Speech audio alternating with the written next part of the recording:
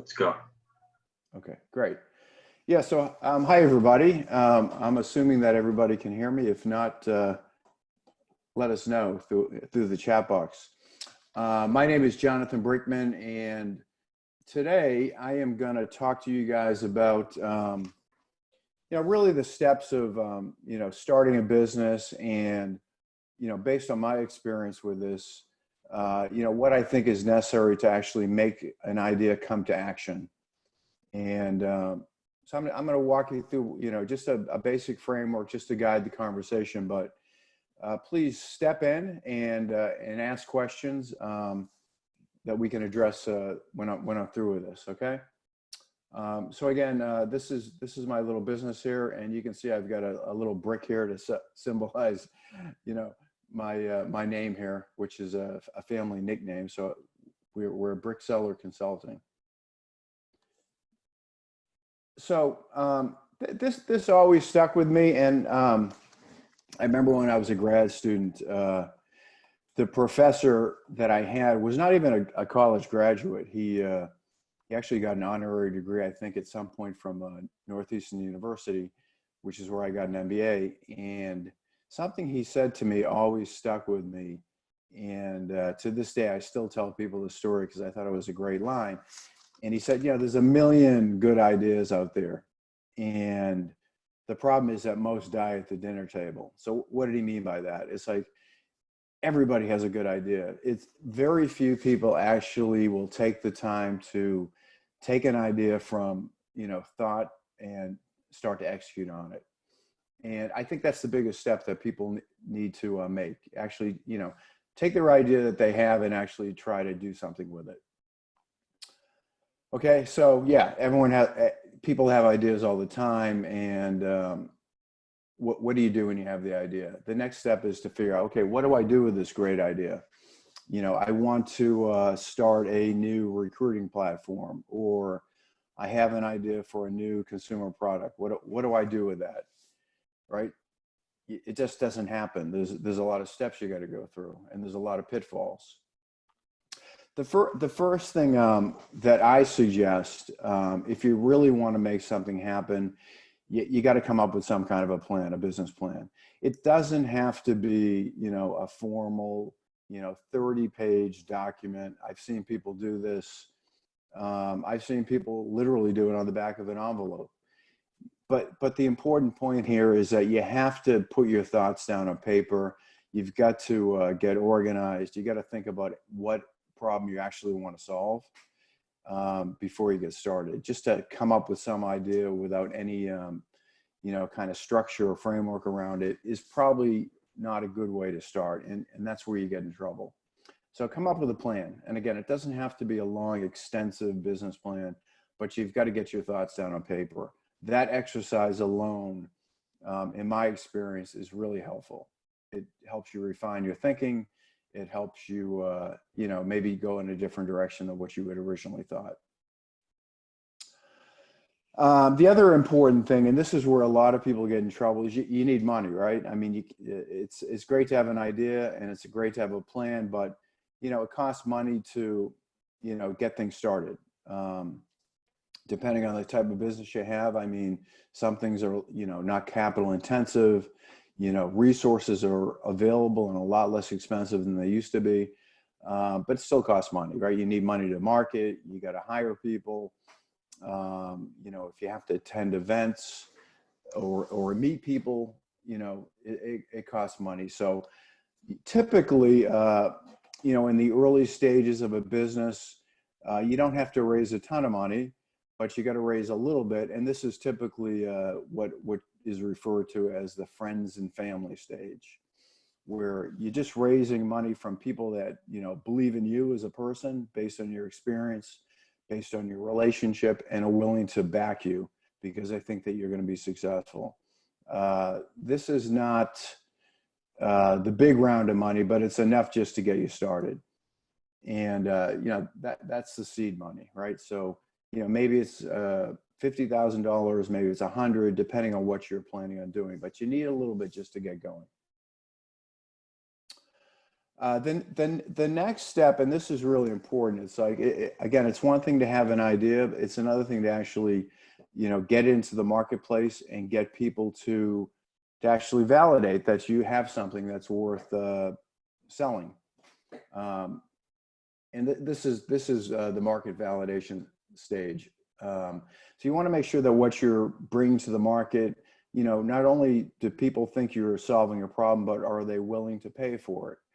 Because no matter what kind of idea that you have, if people are not willing to pay for it, you don't have a business. You've got a hobby, or you have a charity, or you have something that is really not a business. Only when people are willing to pay for something, when they've acknowledged and validated that you have something that can help them, do you have market validation? Okay. And typically, if you look at this graph here, usually you start with a smaller concept.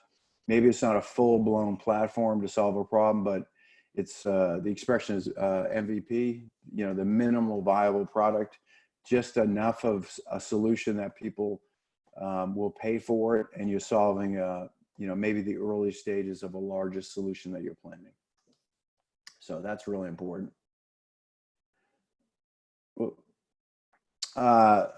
So after this stage, again, now you start thinking about, well, how do I actually, take this early market validation, market research, and, how do I start to scale it? This is when you start to put in systems. And the first step usually is messaging, right?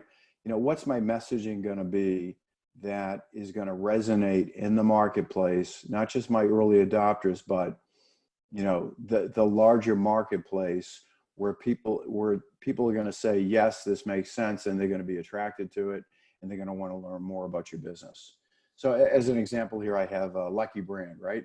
So obviously a well-known brand.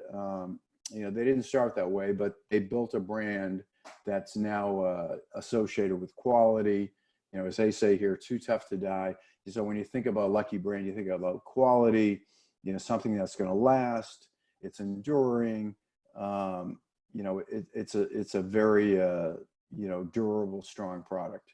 So whatever it is you're selling, you need to come up with messaging that's going to tell your story. So my experience has been with business to business, B2B solutions, and always trying to solve a problem. I need to come up with my messaging that's going to resonate in the market. So if I'm trying to solve, a problem with helping people connect one side of a marketplace to another, I need to tell that story in a way that people are going to realize that I can help them with their business. The next part of the journey here is, so we've got some early market validation. We've got some messaging. We started to put some systems in place. I've got to get real traction. What does that mean? That means that I've got to actually show not just my early adopters, but I've got to get, maybe 10, 15, 20 clients that are paying for this. So I've really further validated that I've got something for the market. And that's going to allow me to get to the next stage. The next stage meaning now I'm ready to really scale this thing up. I need to raise more money. So this is beyond, the early stage friends and family, but now I'm trying to raise a lot of money because now I actually want to really execute, and I really want to scale this thing up to the larger marketplace. So for example, I've worked in markets where there's been 10,000 potential opportunities. Those are big markets. So, if I'm raising money if I need to raise $2 or $3 million to grow my business, the concern that you have as an entrepreneur is you don't want to get diluted too much. You don't want to what does that mean? You don't want to give away too much of your business. So the reason why traction is important is that once you've shown that this actually can scale and there's a big marketplace, then you get a higher valuation. What does that mean?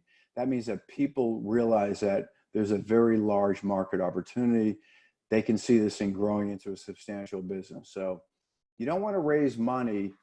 You don't want to raise a large amount of money to grow your business, and raise $2 or $3 million if your valuation is only at, say, $5 million, because you're going to give away a lot of your business. And the goal as an entrepreneur is to hang on as much of your equity as possible for as long as you can. So at the end of the day, when you finally, scaled your business as far as you can, you want to make sure that, you still have some equity left in the business. As a rule of thumb, most entrepreneurs probably end up with 20 or 30% of the business by the time they've gone through the Series A, Series B, and an exit. If you're really good and you're able to create value early, you can hang on to as much as 50% of your business. So that's why the early validation and traction is really critical. So when you go raise your Series A, you're not giving away too much of your business. So you've got your money, you've validated the market, and so how do I scale this thing up? This is really important, and I think this is where a lot of people get stuck, particularly in the early stages. You can't do this by yourself. And most businesses, particularly the ones that I work with today, are started by technologists or academics or people that have really deep domain knowledge around some particular topic, whether it's, some, product idea, or maybe it's cybersecurity, or it's a solution for higher ed, whatever it is. They have a lot of expertise around that, and they tend to focus heavily on the product.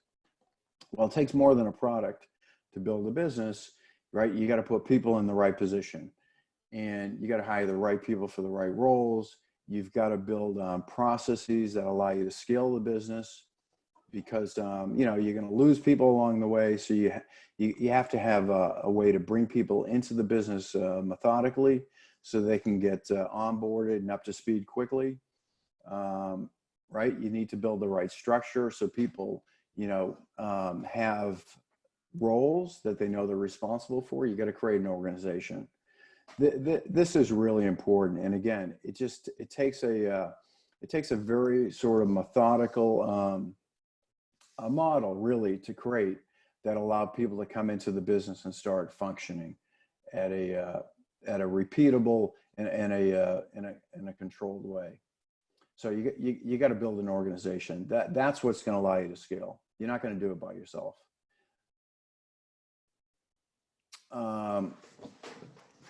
Anyway, it takes time to do this, and hopefully you guys know what this is, but this is a unicorn. Now, most businesses are not going to turn into the next Apple or Microsoft or I don't know, think of the business. Zoom Info is a hot business right now because of the situation we're in. But there's nothing wrong with building a $20 million business, a $50 million business. Those are all very good, successful businesses, and it can be extremely profitable. If you're lucky and you hit the next idea, then you can grow this into a very large business. The other thing that you find typically is that the person that starts the business might not be the one that's going to take you through all the stages of a business either. Maybe the entrepreneur can only take you through getting it started and getting you to $5 million. And maybe their skill set, isn't the right skill set for, getting to that $25 million business. So you got to bring in a more professional management team. That's okay.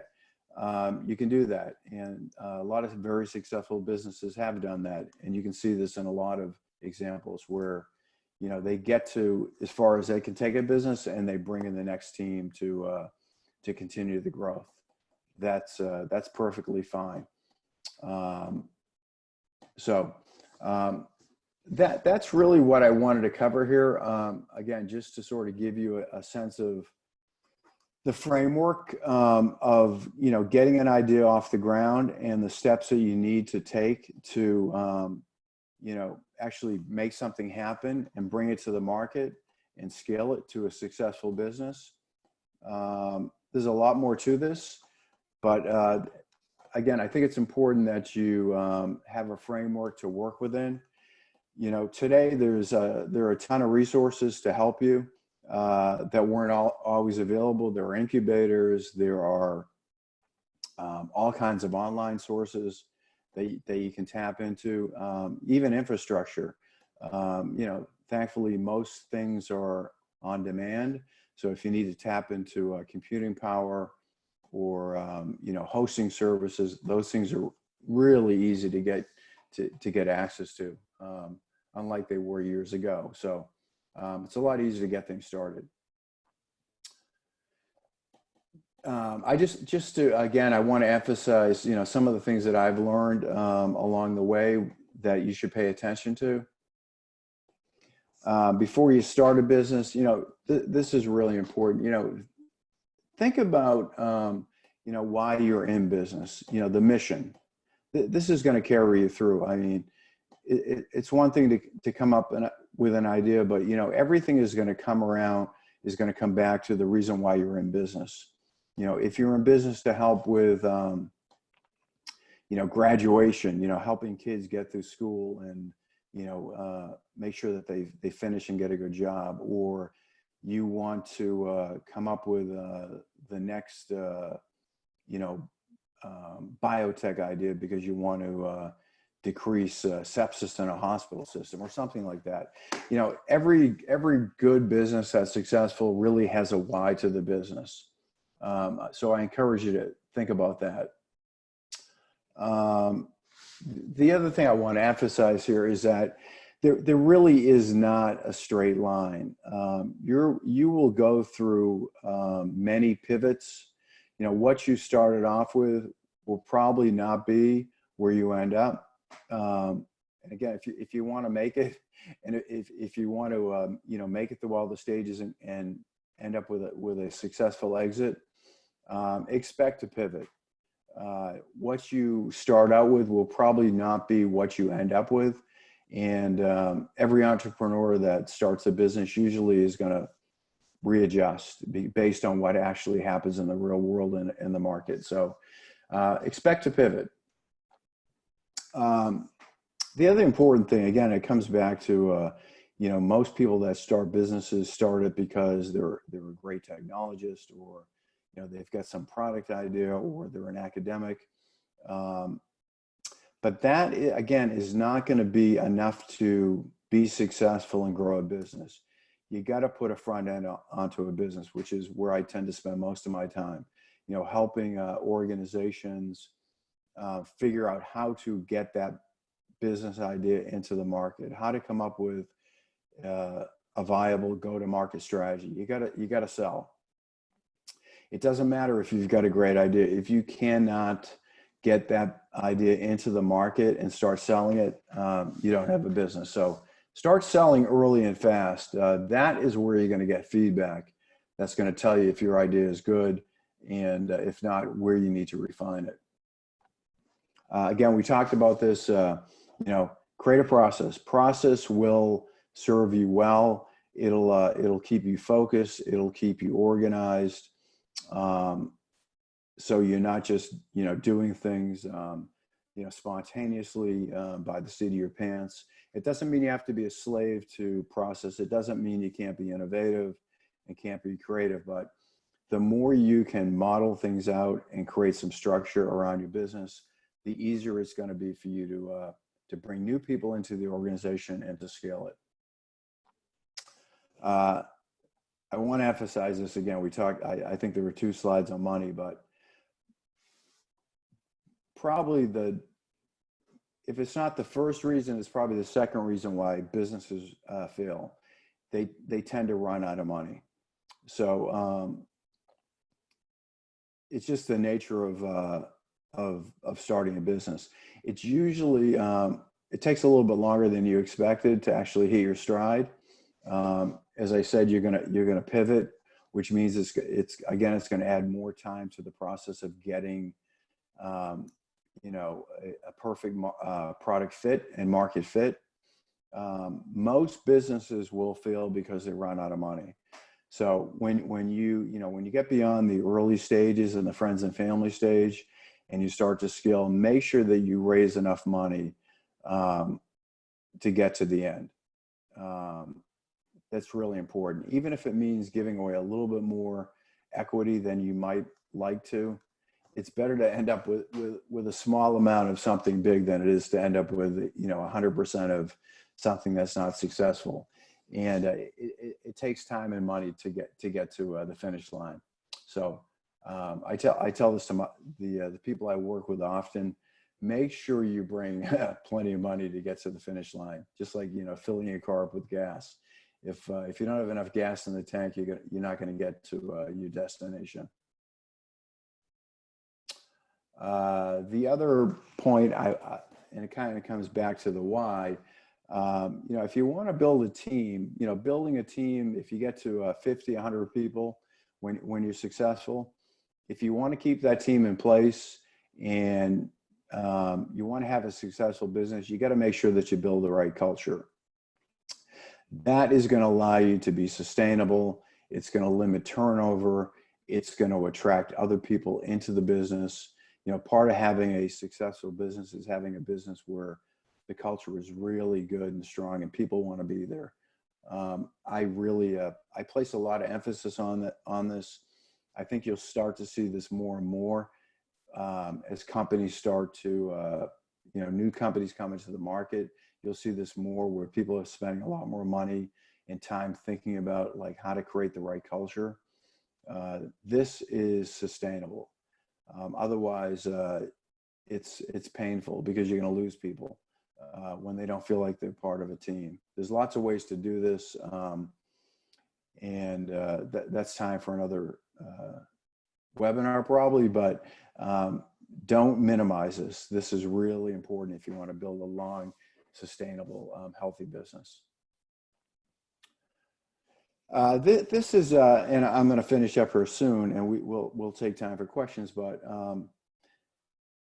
I like to talk about this a lot in the business I've been part of that I've seen successful, and I talk about this a lot for the people that I tend to work with.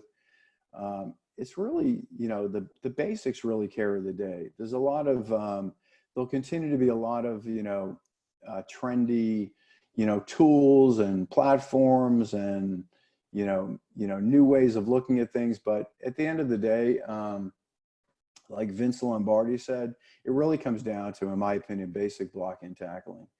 If you build the right team and people are in the right roles and, you stick to the basic concepts, take care of your customers, be consistent, build the right culture, basic blocking and tackling, you're probably going to outperform most people, because most people, and it sounds simple and it sounds a little bit maybe hokey, but just doing the same things day in and day out, and being able to repeat that, taking care of the little things is really, really critical to building a big business. So I'm a big fan of this expression, and you'll see in a lot of my literature, basic blocking and tackling, I think, is going to be really helpful for your business.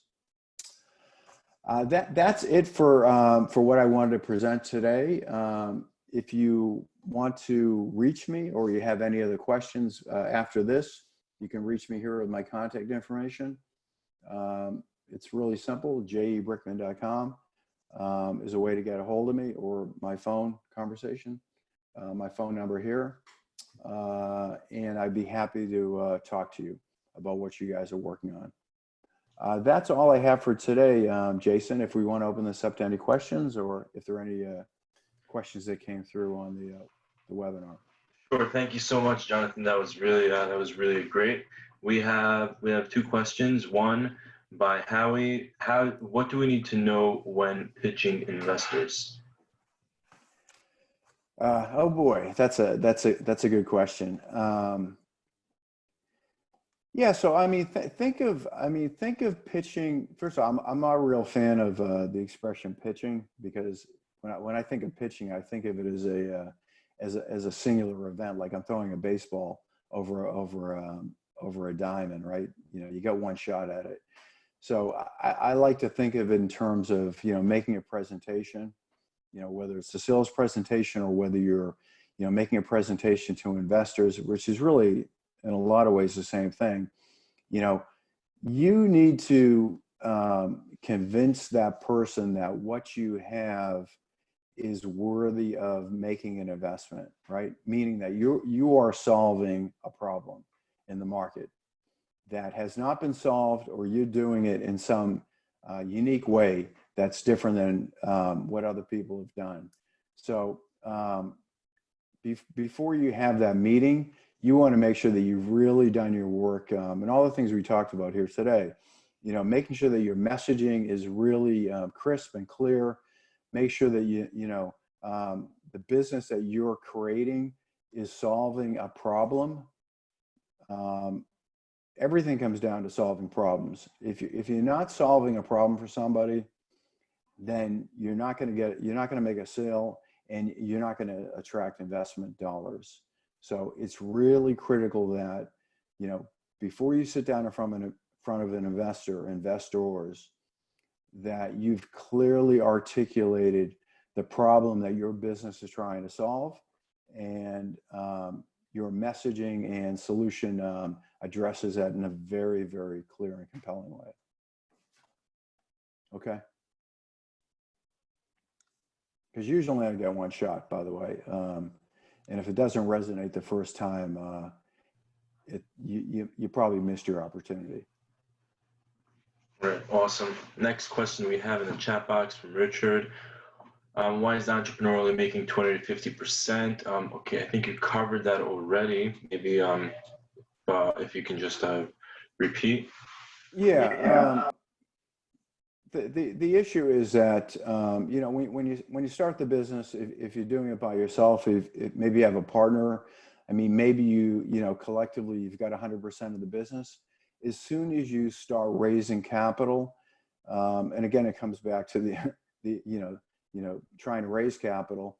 You know, somebody is only going to invest money in your business if they see an opportunity to get a return. You know, when you're asking for investment capital in a startup, you're at the riskiest stage of a business, right? It's like buying land if you're trying to develop a real estate project. Startups, you're at the riskiest stage of starting a business, right? You're just getting started. You don't have a lot of traction in the market. You know, you're early on. So the risk profile is the highest. If somebody's going to invest money in your business, they're going to want to know that there's the opportunity to get a big, healthy return.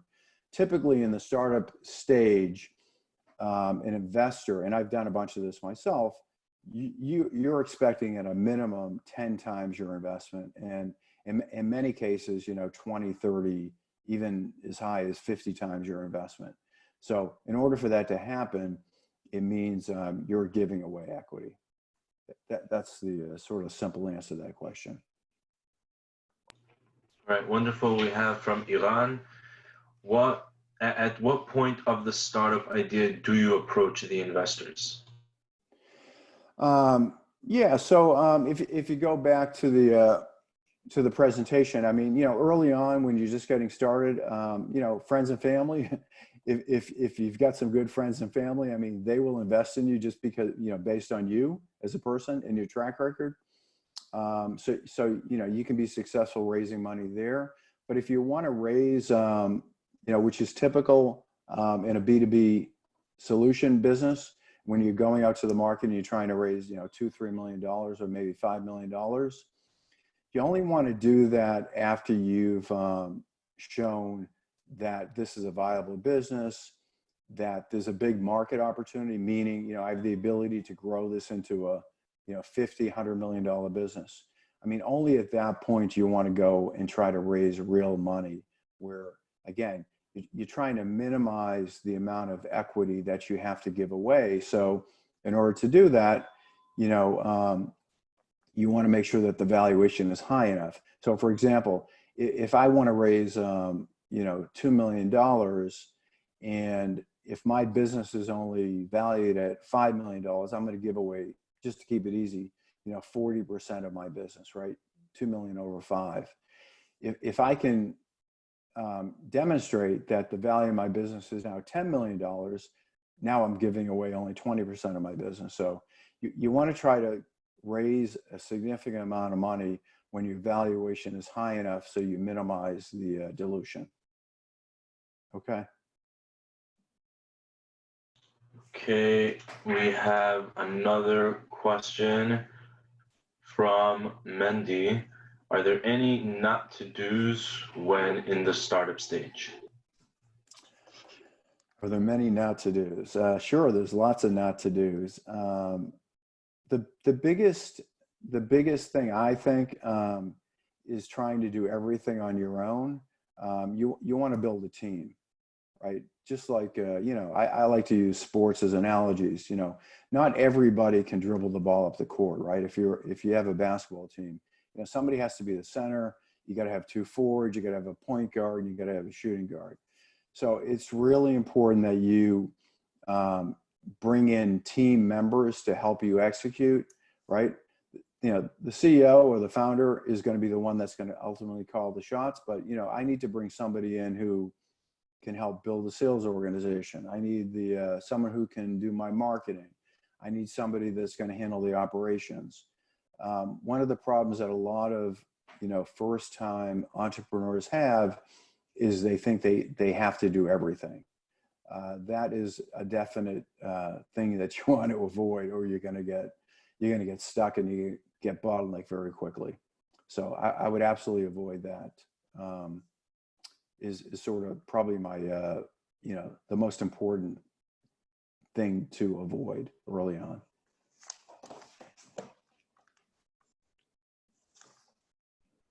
Any other questions?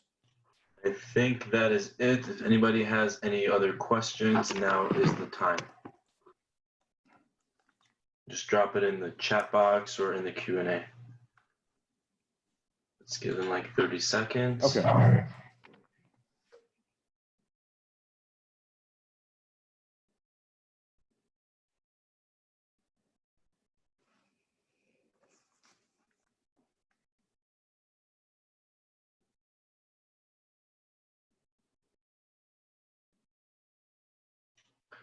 All right, Jonathan, we thank you very much for giving us the opportunity for joining us on the webinar today, and we really appreciate it. Thank you very much. Thank you, guys. Appreciate your time.